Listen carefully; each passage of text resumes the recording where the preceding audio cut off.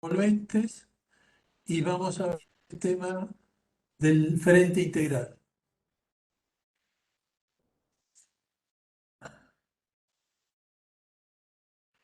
A ver, primero una introducción al tema, después voy a explicar la normativa que rige esta estructura, después su evolución en la historia, cómo fue desarrollándose y cómo se llegó hasta hoy en día, y después los criterios para la elección del sistema, los distintos tipos de frente integral que podemos tener, algunos detalles constructivos y algunos ejemplos sobre el final. Bien, según la norma europea 13.830, define al frente integral o la fachada ligera como una retícula de elementos constructivos verticales y horizontales, conectados conjuntamente y anclados a la estructura del edificio,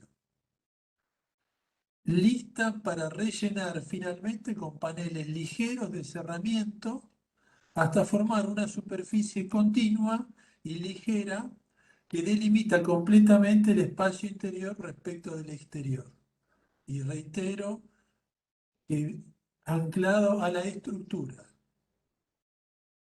Esta fachada aporta por sí misma o conjuntamente con otros elementos del edificio todas las funciones normales que corresponden a un muro exterior, pero no asume ninguna de las características de soporte de cargas de la estructura principal del edificio. O sea que es independiente y se ancla a la estructura. Bien, ¿cuáles son las funciones que cumple el frente integral? Es el separador entre el interior y el exterior. Tiene la función de un control del ingreso de agua de lluvia y de nieve, de un control de la corriente del aire y del viento, de un control de la radiación solar e infrarroja, un control de la temperatura y del vapor de agua y un control de los ruidos externos e internos, cómo absorber los movimientos de la estructura. O sea, todas esas funciones cumple el frente integral. Como también brindar en su materialización y vida útil una transparencia un oscurecimiento y brindar iluminación natural y confort, ser económica, limpia y sustentable. Son los requerimientos del frente. Bien, la normativa que rige es bastante amplia y está englobada en las normas IRAM argentinas. Tenemos desde la 11.505, que es todo lo que es aberturas al exterior, la 11.507, 3, 4 y 6, que tiene que ver de la carpintería de obra, las fachadas integrales, los requisitos, la aislación térmica, la 11.539, que es específica de las fachadas integrales livianas, y donde se verifica la seguridad al impacto humano y el ahorro de energía y durabilidad, y la reacción al fuego y los requisitos que debe cumplir. Después tenemos la 11.579 y la 11.659, que son fachadas integrales livianas, que son los métodos de ensayo para la resistencia a la tracción producida por el viento y la estanqueidad del agua y la infiltración del aire. La 12.565, que es de los vidrios planos, y esto ya de vidrios, para la construcción de uso de posición vertical. La 12.595, que es también de vidrios planos. La 45.601, que es de selladores para la construcción, sus requisitos y clasificación. La 45.614, que es de sellador estructural, o sea, silicona. Después la 11.987, que es también de carpintería y los requisitos que debe cumplir de vidriado. Esas son las normativas, creo que son casi todas las. Después vienen específicas del aluminio, si son material aluminio, la específica de hierro y demás, que debe cumplir la carpintería. Bien. ¿Cómo, cómo se fue desarrollando esto en la historia? En la historia, el cerramiento del lugar, de lo que constituyó un edificio posterior, inicialmente fue masivo. Entonces, en lo que podemos abreviar en el tiempo, lo más, digamos, representativo, podemos ir a la antigua Roma, donde el muro era el cerramiento, era el muro portante y cerramiento.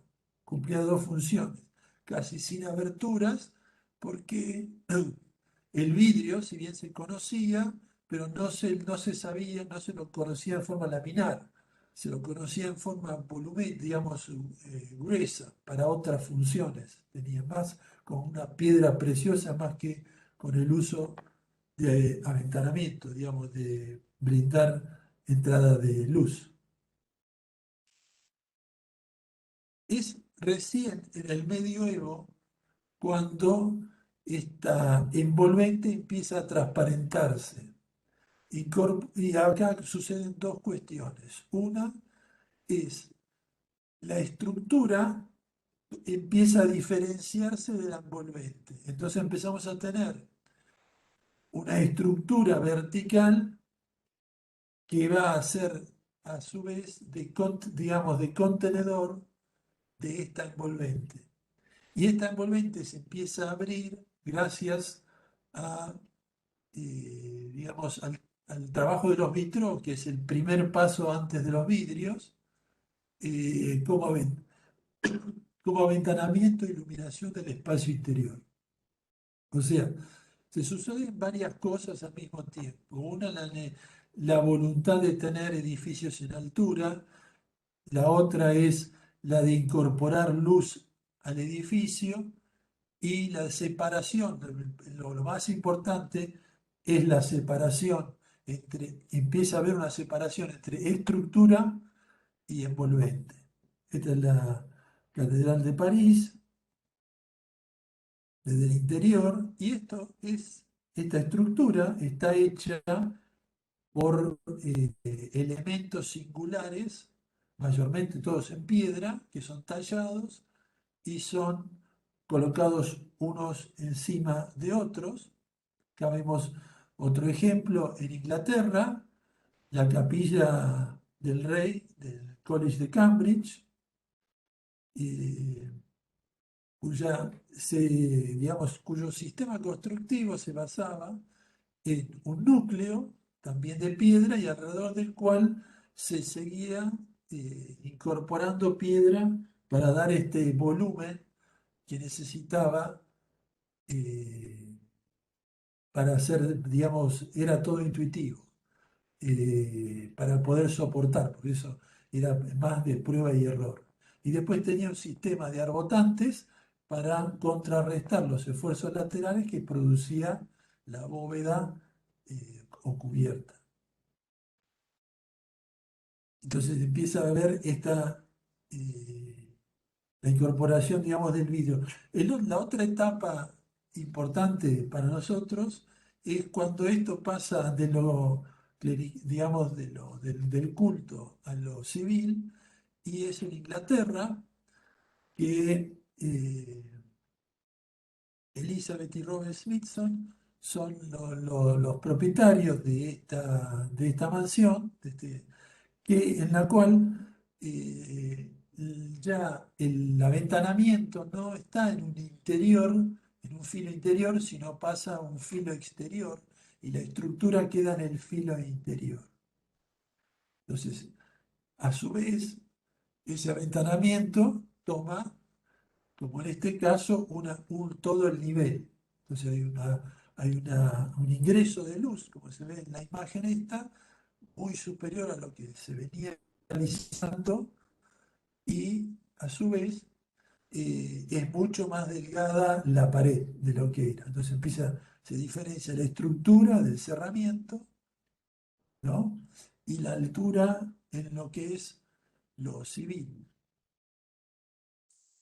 La otra, el otro punto, digamos, que tiene importancia, es William Stott en el 1790, que incorpora algo que se venía produciendo, pero para otros usos, que es la estructura metálica en la vivienda.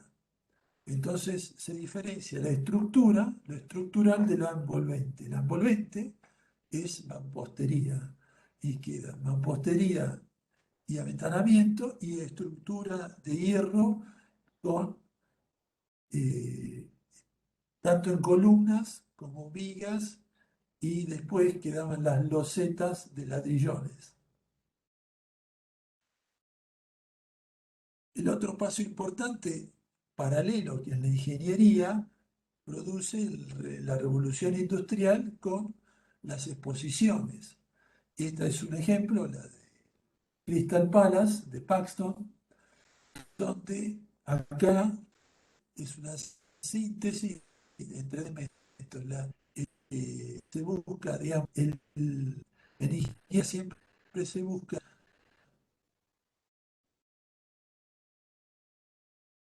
el mayor y menor de busca el tratado también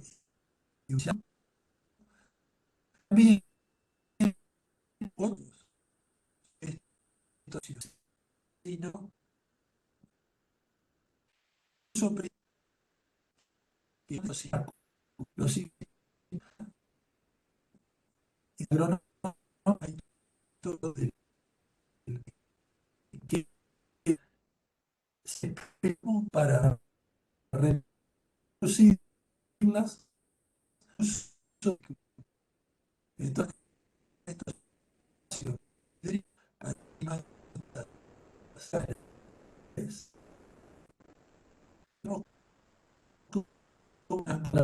no un metal muy lindo y un vidrio que ya se lo empieza también a curvar. No solo era plano, sino también curvo y con espesor bastante, digamos, más o menos las medidas que manejamos hoy.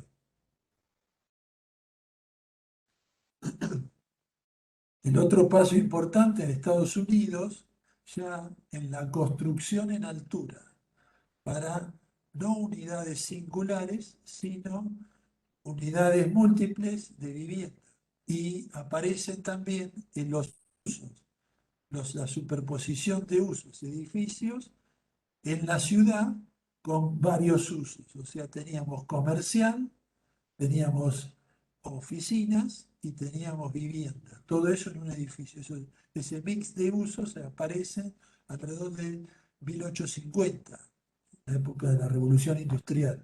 Esto es en Estados Unidos, donde él incorpora la estructura metálica como es el estructurante del edificio, la envolvente es metálica y el vidrio también, sea tanto vidrio y metal como envolvente, estructura metálica tanto en columnas como vigas, y de todo el resto era madera interiormente.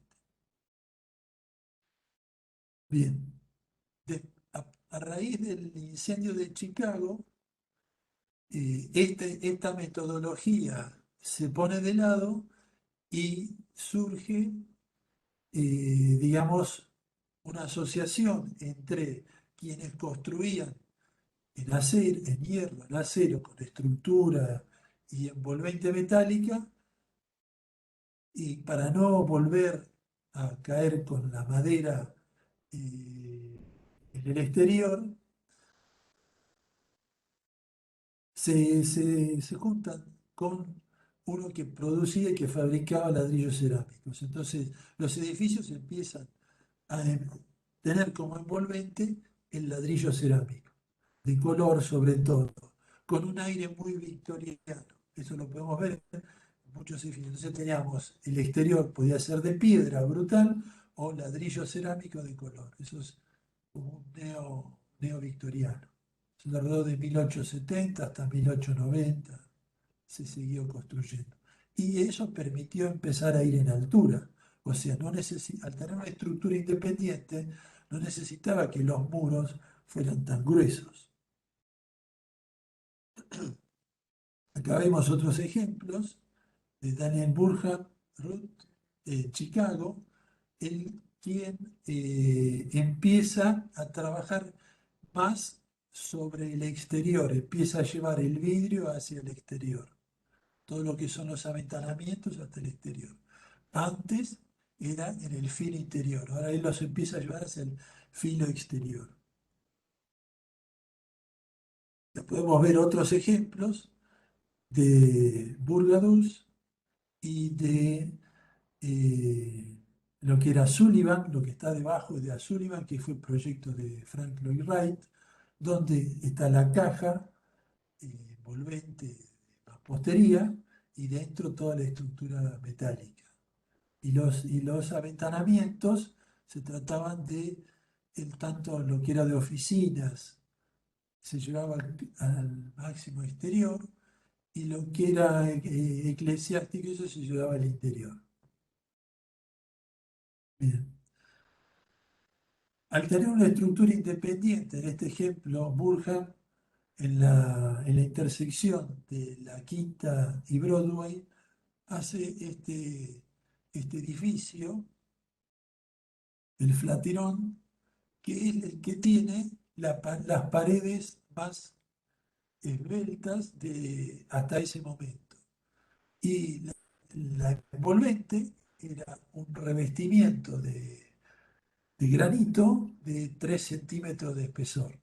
Y con eso él hace todo el recubrimiento exterior. Por eso logra irse más en altura, se empiezan a dar cuenta que no necesitaban tanta mampostería, sino con un revestimiento era suficiente, y teniendo la estructura metálica por dentro y el aventanamiento eh, todo en alrededor, ¿no? Entonces, en esos años, en el 1900, era la carrera por ir en altura, edificio en altura, por la rentabilidad del suelo, sobre todo en ciudades como Nueva York, Chicago, París y demás. El otro adelanto lo produce James Polk, donde empieza a trabajar con el curtain wall, o sea, el muro cortina.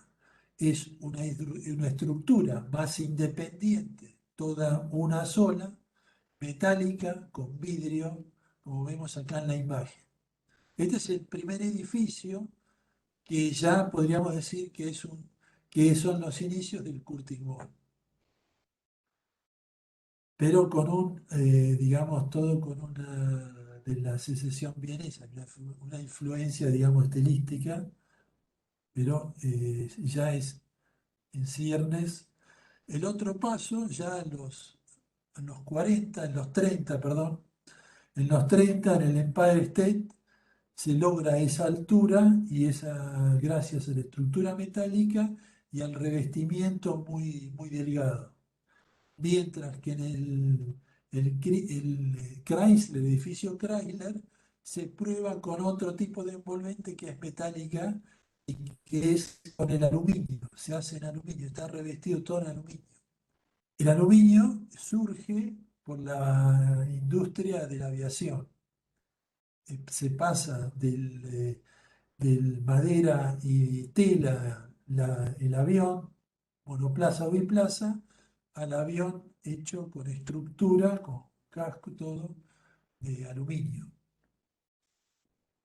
Y después el otro ejemplo es también en el 45, Equitable Building de Pietro Beluschi. ¿Quién? Beluschi, Beluschi lo que incorpora es la racionalidad y la apertura casi total del vano con el aventanamiento. O sea que ese se enciende, digamos, el principio no es un curtain wall, pero empieza a buscar esa transparencia hacia el exterior y la mayor superficie al exterior, ¿no? El otro edificio que tiene importancia es el de las Naciones Unidas que hace Le Corbusier con Niemeyer en el 52, porque es el primer edificio que se hace, sí, que viene con el sistema de limpieza, o sea, desde la parte de la azotea, tenían todo un carril y de ahí colgaban para la limpieza del edificio. Y es ya un curtain wall clásico. Tenemos también el edificio de Sigra, de Mies van der Rohe, y el Lever House de Sub, de Skidmore y Merrill, también en Nueva York en los años 50.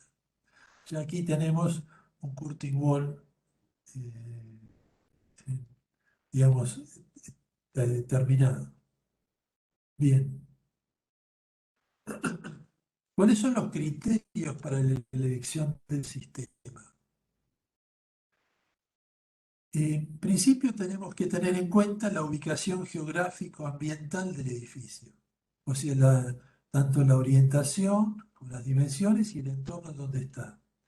Las condicionantes bioclimáticas determinan, según el cálculo, valores dimensionales del edificio, relaciones espaciales con los materiales aptos para su materialización. Su conocimiento es fundamental para el correcto dimensionado de los perfiles críticos en cada tipología y para la elección del sistema más conveniente. Disculpen, para el sistema más conveniente. O sea, si nosotros analizamos el microclima, vamos a ver cómo va a estar influido por asoleamiento, viento, humedad, precipitación, todos esos factores que los tenemos que tener en cuenta para ver qué tipo de sistema es el más conveniente en función del edificio que tenemos y de cómo está orientado y localizado. Para responder estos criterios, nos basamos en las solicitaciones. Son los tipos según el tipo de cerramiento, deben dar respuesta a las solicitaciones, tanto mecánica, térmica, hidrófuga, hidrotérmica y acústica, en el marco del diseño constructivo y tecnológico. La solicitación mecánica como son los elementos componentes de la carpintería que estén sometidos a esfuerzos producto de la acción del viento.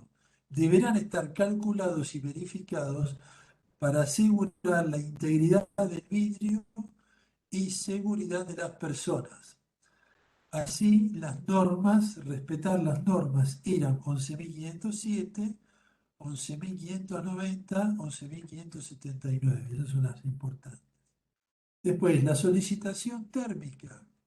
En la elección de la carpintería, como la adecuada especificación del tipo y espesor de los vidrios, es de suma importancia para el comportamiento térmico de un edificio.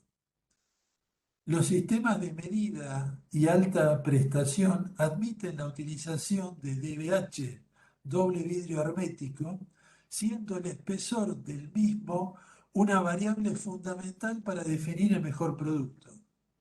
El uso de una carpintería con RPT, ruptura de puente térmico, es recomendable para cumplimentar también con esta exigencia y esta solicitación, así como las normas 11.507, inciso 3, 4 y 6, y la 11.501, inciso 1.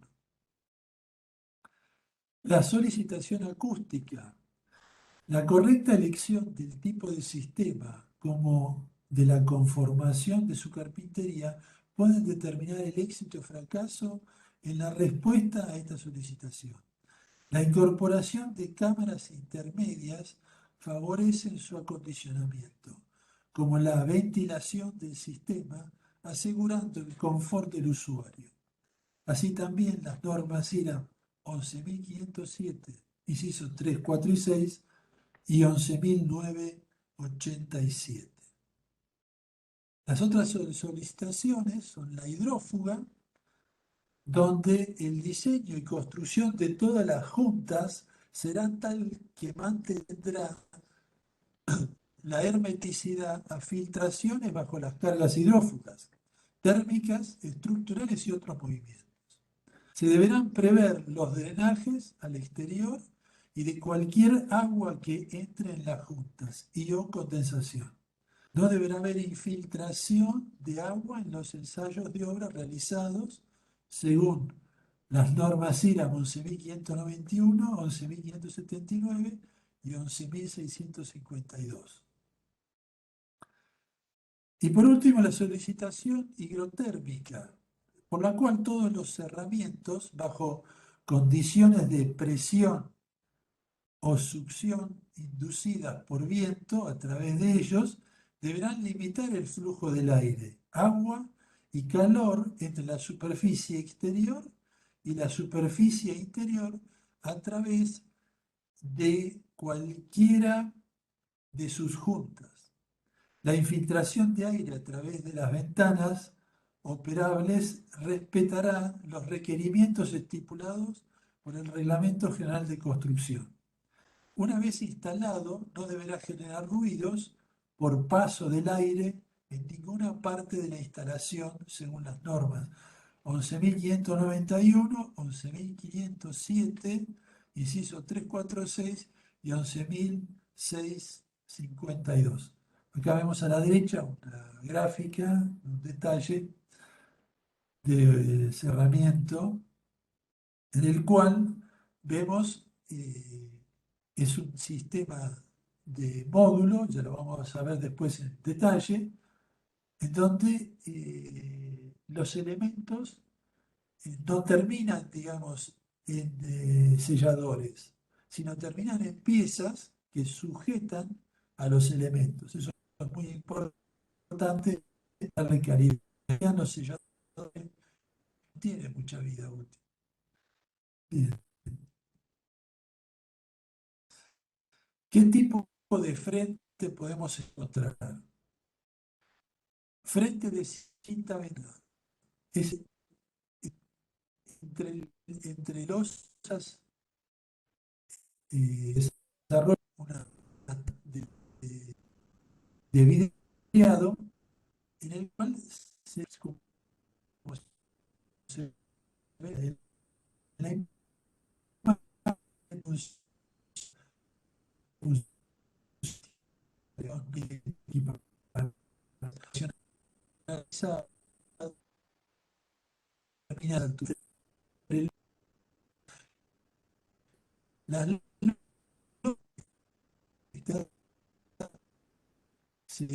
por eso no voy no bien de la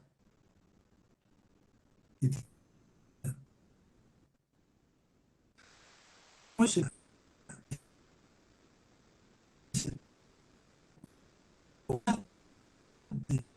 la historia como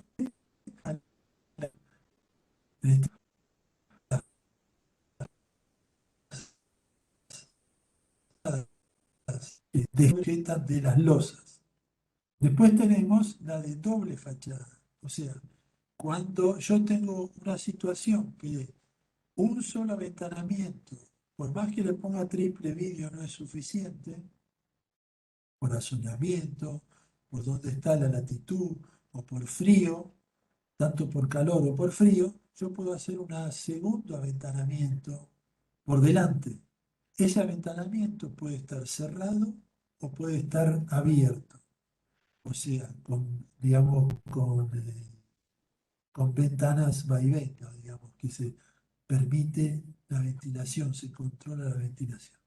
Y el otro sistema de frente es el estructural, en donde el vidrio es estructura portante y se mantiene, digamos, se mantiene rígido, se mantiene en su posición gracias a una subestructura de acero inoxidable eh, que vamos a ver después desarrollar. O sea, estos son los cuatro tipos de frentes que podemos encontrar. Bien, como había dicho, el esquema del muro cortina, como vemos acá a la izquierda, el sistema va por delante de la estructura, mientras que en la cinta ventana va entre losa y losa. Y después tenemos debajo el estructural, o spider, que puede ser con estructura del mismo cristal o puede ser con estructura acero tensada, tanto en acero estructural como cordones de acero tensado. Y después tenemos arriba a la derecha la fachada ventilada, que les había dicho. Esos son los distintos tipos. Bien, el sistema de frente integral eh, que va por delante tiene dos sistemas, uno stick y uno modular. El stick, como su palabra como lo dice, se adhiere a una estructura. Yo tengo una estructura de base, una retícula de base, vertical y horizontal, y yo voy con mi aventanamiento y lo pego sobre esa estructura. Mientras que el otro son módulos que yo ya prefabrico y los voy colocando uno sobre el otro, llevando niveles por nivel. Ahora lo vamos a desarrollar. ¿Cuál es el vidrio se sujeta a las hojas mediante tapas presoras, con tapas presoras. O sea, cuando yo ya tengo ese vidrio, se lo vamos a ver después de los esquemas. Y el vidrio va adherido a las hojas mediante silicona estructural o cinta adhesiva acrílica doble faz. Es un sistema de construcción tradicional. El armado y montaje es in situ, es artesanal, y mayor cantidad de mano de obra requiere escasos recursos logísticos y tradicionales, mayor lentitud en el montaje y una calidad variable, porque es difícil a veces de combinar bien. El sistema de modular es donde el vidrio se adhiere mediante silicona estructural o cinta adhesiva, igual que el otro, o sea, el doble vidrio, el DBH, es igual en los dos sistemas. O puede tener triple vidrio, es igual en los dos sistemas. Viene pegado directamente al módulo. Yo tengo un módulo, un marco, módulo donde inserto este aventanamiento, ¿no? Viene pegado directamente al módulo y después el marco, y después viene cerrado. El vidrio se encoliza dentro del montante del módulo. El vidrio se sujeta al módulo mediante tapas presoras una vez que está terminado. Y ahí me queda la ventana terminada. Sistema de construcción no tradicional, es armado en taller y montaje en obra, es industrializado, menor cantidad de mano de obra, requiere de más recursos logísticos y especializados, mayor rapidez tiene esto en el montaje just in time y una calidad mucho más homogénea.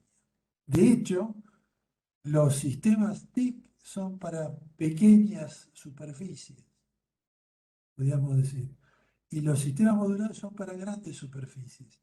Y hoy en día el sistema modular es el que prevale respecto a los demás por la industrialización. Y esto es tanto en edificios de estructura de hormigón, estructura metálica o estructura de madera. El sistema modular es el que prima sobre los demás. Bien, acá vemos un dibujo, un esquema de cómo es el stick y cómo es el modular.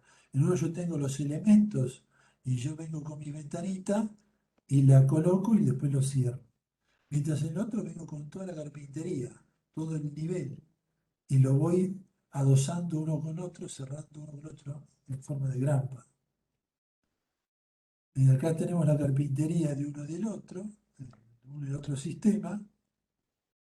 Y acá una explicación un poco de lo que es el stick, que es un muro cortina de primera generación, es la versión más elemental de muro cortina, se compone esencialmente de montantes o columnas verticales y transversales y elementos de vidrio o paneles opacos.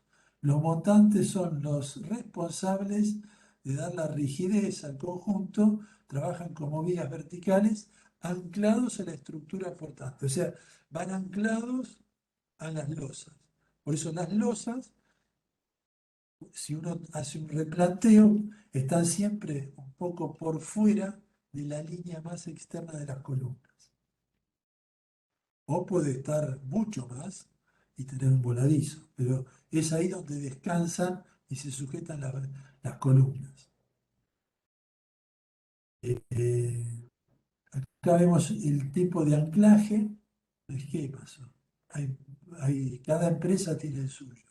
Son muy esquemáticos. Digamos, yo viene amurado a la losa esta grampa, y esta grampa cuando yo la presento, como si tiene corredera, presento la vertical y ahí es donde viene abulonado. Y después viene y se coloca el aventanamiento, ¿no? Y después lo cierro con una tapa. Ya tenemos distintas soluciones de ángulos, o rectas, continuidades. Y acá podemos ver en el gráfico la tapa es el elemento, una vez que se coloca el aventanamiento, se sella y se cierra con tornillos, como ven en el esquema, el despiece de la derecha.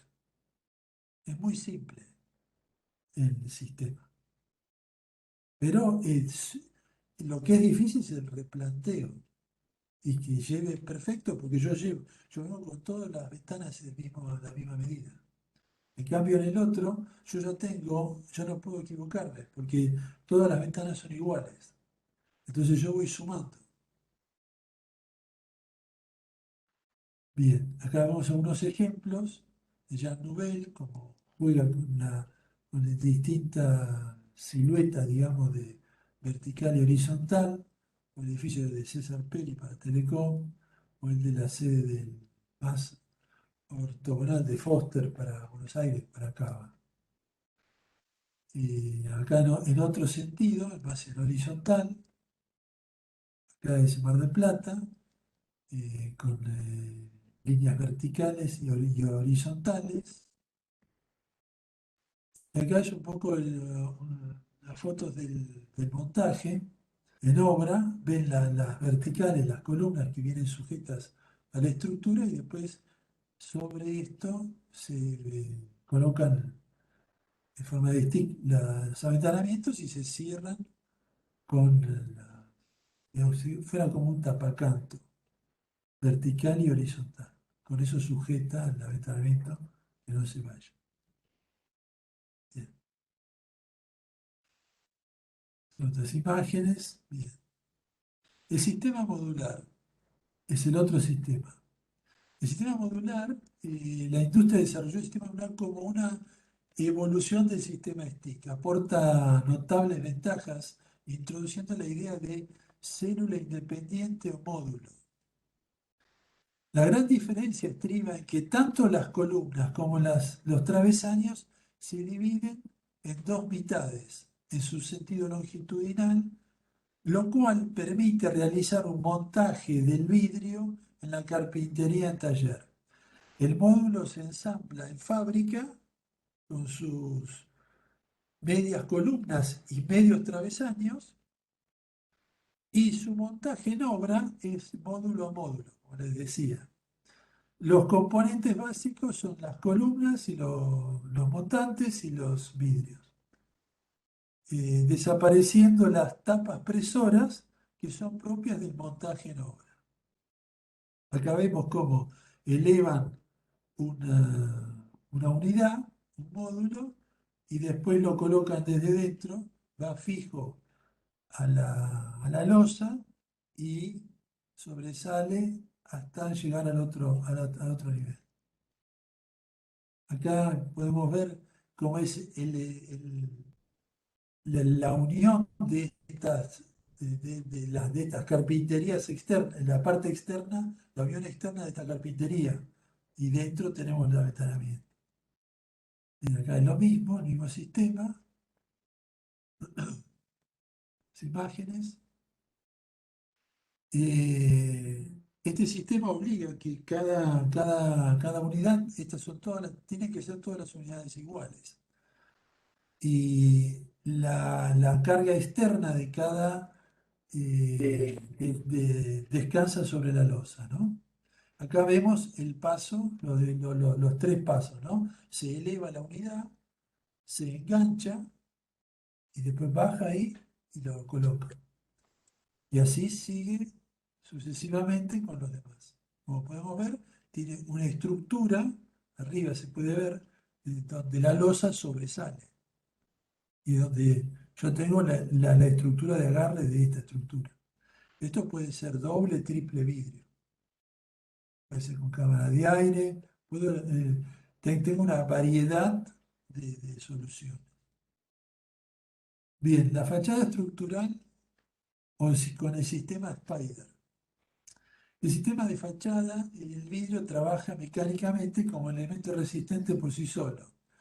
Y los componentes básicos son los paneles de vidrio, el vidrio de seguridad, monolítico, templado, laminado, los puntos de anclaje que son las arañas, que toman los 4 puntos de cada unidad de vidrio, y la estructura resistente que absorbe las cargas que transmiten los puntos de anclaje. Suelen ser de metal o pueden también realizarse con cables, tensores. Acá vemos el sistema. A la izquierda, me equivoqué. A la izquierda es el sistema con, eh, con los parantes estructurales de cristal también. Acá a la derecha vemos las piezas, las arañas, y se perforan en los extremos y después se unen, las uniones quedan, como queda esto separado, la unión se pone en silicona. Bien, acá vemos otros ejemplos de cómo queda, y esa unidad queda con silicona sellada. Bien, también puede ser con tensores, como había dicho, que lo que hacen es mantener rígido, ¿no? El cristal templado. Esto es otro sistema que es ya con el tensor que prácticamente incorporado sobre el vidrio, sobre el cristal, mucho más esbelto. A veces se usa mucho esto en cubierta, porque prácticamente ni se ve.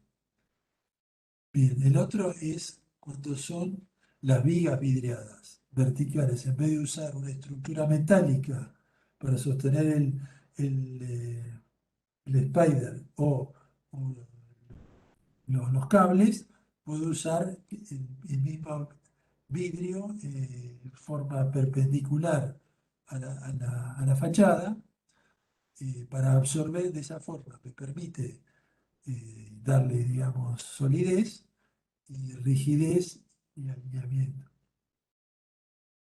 Y se une con piezas metálicas. Se separan las placas y se atornillan. Acá podemos ver los ejemplos. Bien. El último tipo que les había dicho era la doble fachada. ¿Cuándo es necesaria la doble fachada? Cuando tengo extremos de temperatura exterior, o hace mucho frío o hace mucho calor. Entonces, no me da por cálculo térmico el doble vidrio ni el triple vidrio, entonces necesito poner 2 vidrios.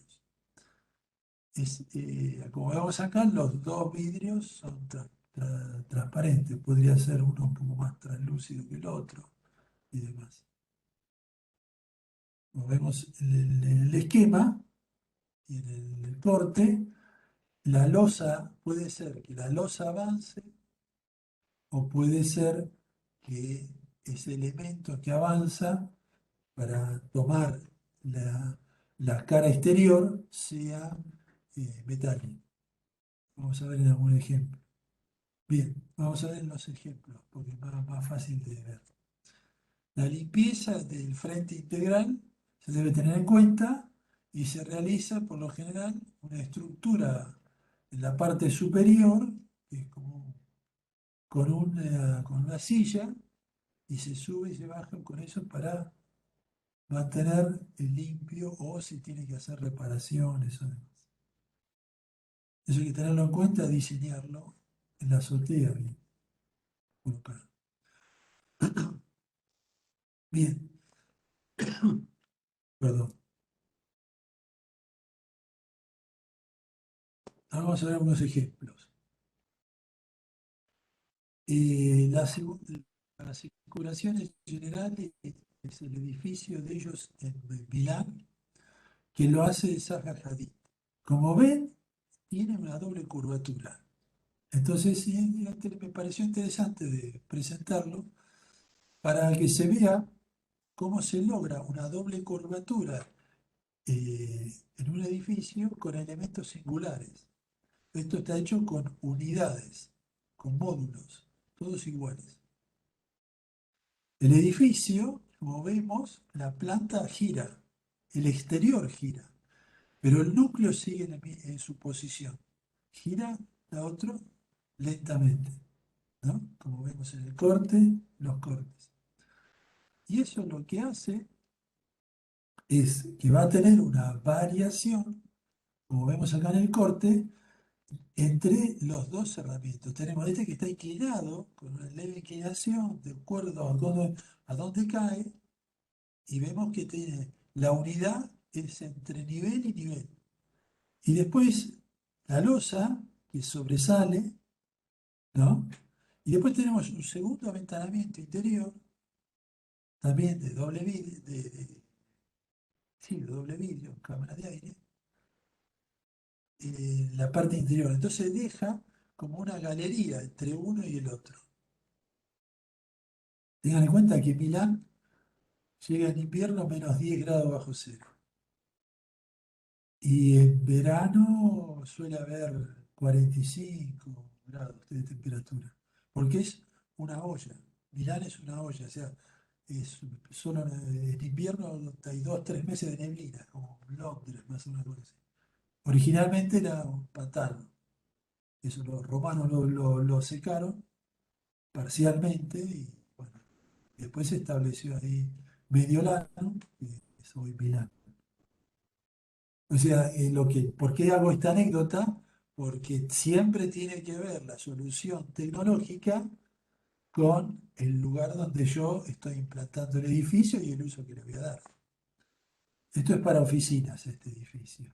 De este, son seguros. Es una empresa que debe tener son seguros navieros, debe tener más de 300 años.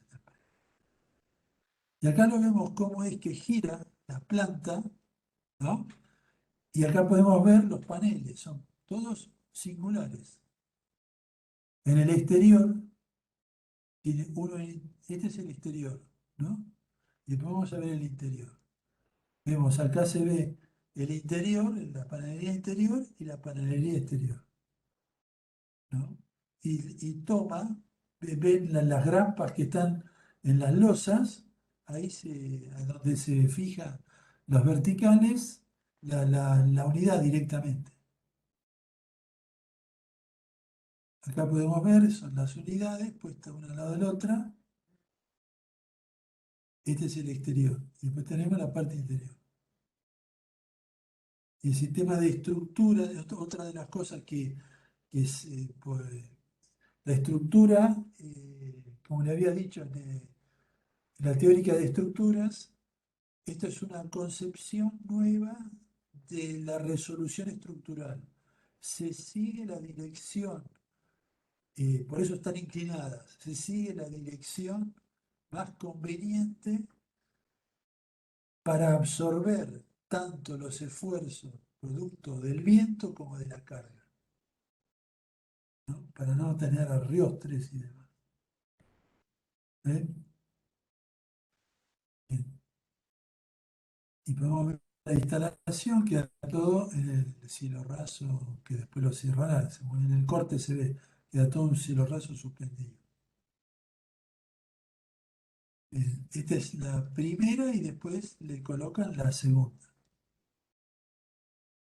Y aquí viene terminado. Digamos, como una sola unidad puede resolverse. El diseño, esto si no se hace con Revit y con BIM, no se logra, porque, porque es todo paramétrico.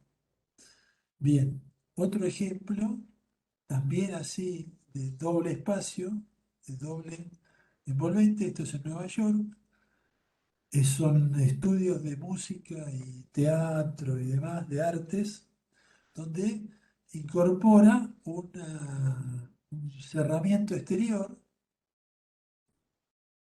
que acá vemos en el corte, que le permite regular la entrada de luz. Eso puede ser madera o puede ser vidrio, puede ser metal, podría ser un parasol, como hay también esos parasoles que sean fotovoltaicos de un lado y del otro lado permite la entrada de luz. Y acá tenemos el brazo es metálico, es de acero, y viene anclado a la losa. Acá se ve. Esto es una losa metálica, una estructura metálica, un chapón ahí de base, después tiene el hormigón, este es el sistema tradicional de ellos de construcción en hierro. Y después tenemos el aventanamiento de piso a piso, por afuera de la estructura, ven que curtain wall por afuera. Y la otra estructura va todo por afuera. Este es otro ejemplo, igual traje esto porque es lo más conflictivo que veo en los trabajos de resolver. ¿Cómo se resuelve? ¿No? Tiene que ser el curtiwall de afuera y después la estructura. O yo venía con la estructura de hormigón, como vimos en el desarrolladito, o hago unas otras estructuras de acero, lo cual me permite recorrer el espacio, limpiar los vidrios, hacer el mantenimiento, ¿no? Interno. Acá vemos el interior de ese espacio y el doble aventanamiento entre niveles. Entonces, de abajo hacia arriba, y vemos acá en planta cómo es el sistema. La carpintería está,